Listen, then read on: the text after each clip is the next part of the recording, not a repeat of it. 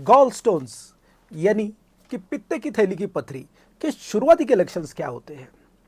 बहुत सारे gall stones में तो कोई सिम्टम्स ही नहीं रहते। कुछ पेशेंट में जिसको हम सिम्टोमेटिक कहते हैं, जिनमें तकलीफ होती है, उनमें सबसे कॉमन सिम्टम रहता है पेट के ऊपरी वाले हिस्से में राइट साइड में पेन होना।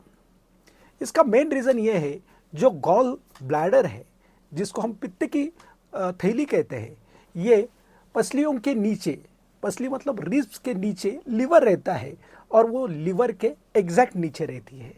तो इसी एरिया में सबसे पहले हमें पेन मिलता है। ये जो पेन है वो उसी जगह पे रहता है या कभी कभी यही पेन बैक की तरफ जाता है या राइट शोल्डर की तरफ जा सकता है।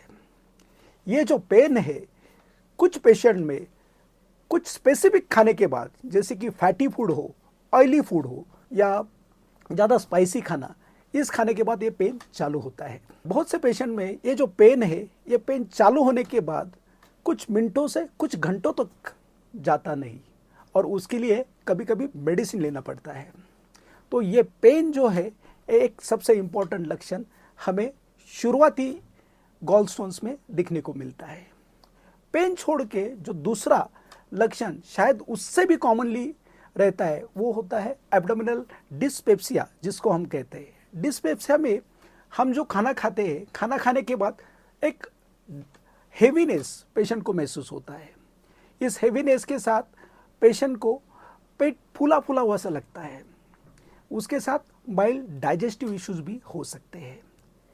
ये छोड़ के कुछ पेशेंट में यूजुअली नौशिया या ओमिटिंग, नौशिया और ओमिटिंग का मतलब होता है खाना पलटी होना या पलटी होने का महसूस होना। तो ये लक्षण भी नॉर्मली गॉल स्टोन्स के शुरुआती इसमें हमें दिखते हैं। कुछ पेशेंट्स में यूजुअली डायरेक्ट कॉम्प्लिकेशंस भी हमें दिखते हैं, जैसे कि जॉन्डिस होना। जॉन्डिस क्यों होता है? गॉल ब्लैडर से स्टोन निकल के उसके साइड वाली जो डक्ट रहती है उस डक्ट में जाता है, जिसको हम बड़ी बाइल डक्ट कहते हैं। अगर उस बाइल डक्ट में स्टोन गया तो पेशेंट की जो बाइल है, जो नॉर्मली आगे जानी चाहिए, वो नहीं जा पाती और उसके वजह से पेशेंट को जॉन्डिस होता है। कुछ पेशेंट में सीवियर इन्फेक्शन हो जाता है, जिसकी वजह से पेशेंट को फीवर और बहुत ज़्यादा ठंडी लगती है। इसके साथ बहुत ही एडवांस केसेस में कभी कभी पैंक्रेटाइटिस यानी कि स्वादुपिंड, पैंक्रियास का सूजन भी हमें दिखने को मिलती है। ये सब लक्षण जो है एक गॉल स्टोन्स में हमें यूजुअली दिखते हैं।